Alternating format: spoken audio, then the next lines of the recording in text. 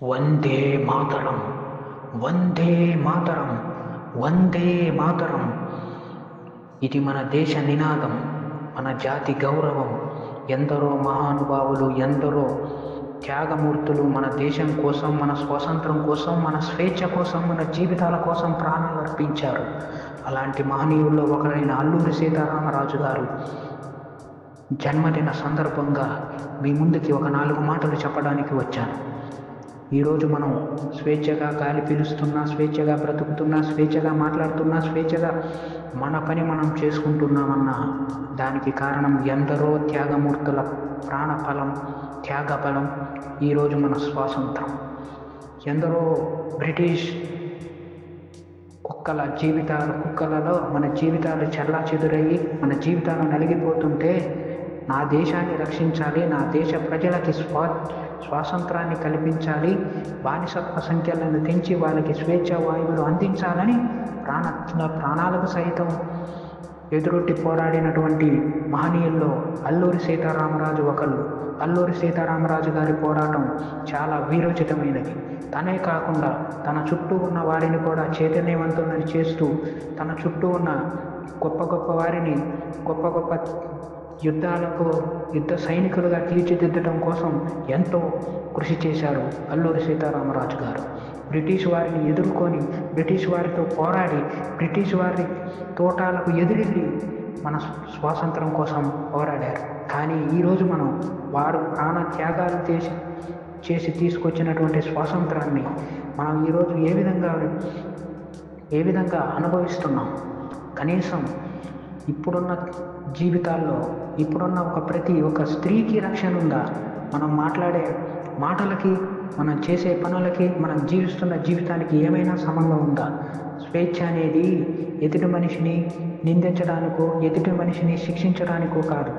వాస్తవాలు మాట్లాడి నిజాన్ని నిర్భయంగా చెప్పడానికే మనకి స్వేచ్ఛ అనేది వచ్చింది. స్వాతంత్రం అంటే చిన్నోడిని దోచుకొని పెద్దోడు బతకటం, చిన్నోడిని ఎదిరించి పెద్దోడు బ్రతకటం అనేది స్వాతంత్రం కాదు.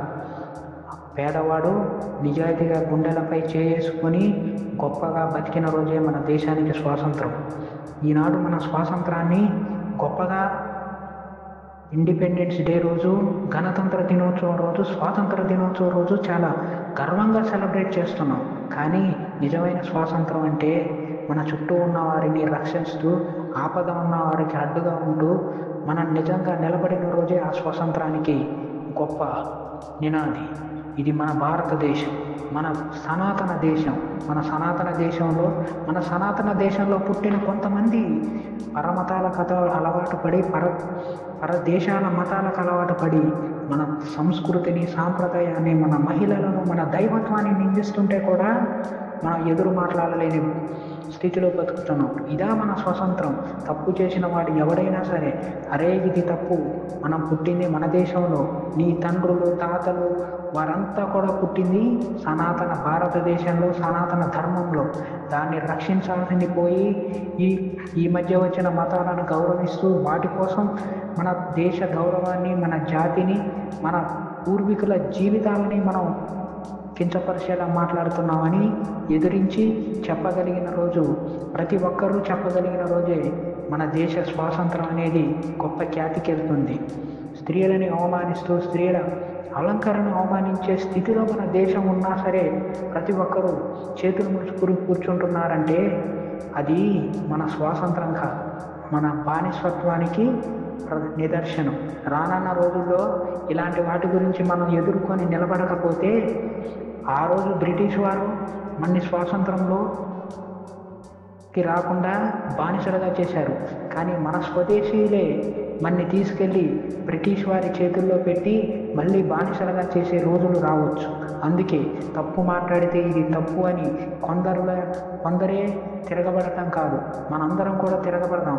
తప్పు చేసిన ప్రతి ఒక్కరికి బుద్ధి చెప్పి మన సనాతన ధర్మాన్ని, మన దేశ స్వాతంత్రాన్ని కాపాడదాం. ఆనాడు ఆ మహనీయులు కష్టపడి ప్రాణాలకు తెగించి తిండి తిప్పలు కుటుంబాలను వదిలేసి మనకు స్వాతంత్రం తెచ్చారు. అలాంటి స్వాతంత్రాన్ని మనం కాపాడుకోకపోతే వాళ్ళ త్యాగఫలం వృధాగా పోతుంది. ఆ వృధాగా పోనివ్వకుండా మనందరం కూడా ప్రతి ఒక్క రోజు ఆ త్యాగమూర్తులను, ఆ నాయకులను వారందరినీ గుర్తించుకుంటూ స్మరించుకుంటూ మన దేశ స్వాతంత్రం కోసం, మన దేశ స్వాతంత్రానికి మన జీవితాల కోసం ప్రాణాలు త్యాగం చేసినటువంటి ప్రతి ఒక్క వీర సైనికుణ్ణి, వీర జవాన్ని, ఇప్పటి వరకు ఇప్పుడు కూడా మన కోసం ప్రాణాలు త్యాగం చేస్తున్న భారత సైన్యానికి వారందరికీ కూడా వారందరినీ కూడా మనం స్ఫూర్తిగా తీసుకొని మనం కూడా మనంతు సహాయంగా మన చుట్టూ ఉన్న వారిని రక్షిస్తూ, మన చుట్టూ ఉన్న వారిని ఆదుకుంటూ మన దేశ గౌరవాన్ని ప్రపంచమంతా వ్యాపిద్దాం. జై అల్లూరి, జై భారత, జై శ్రీరామ్, భారత్ మాతా కీ జై, వందే మాతరం, ఇంకిలాబ్ జిందాబాద్.